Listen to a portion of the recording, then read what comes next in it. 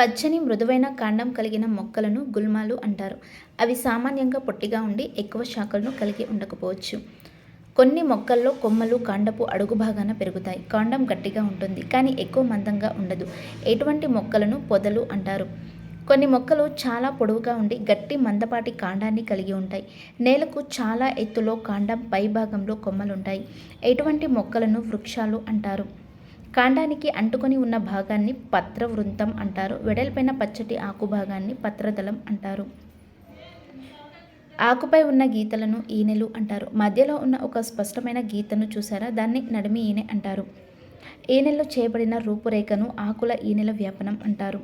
నడిమి ఈనెకు ఈ రూపురేఖ రెండు వైపులా వలలాగా ఉంటే అది జాలాకార ఈనెల వ్యాపనం.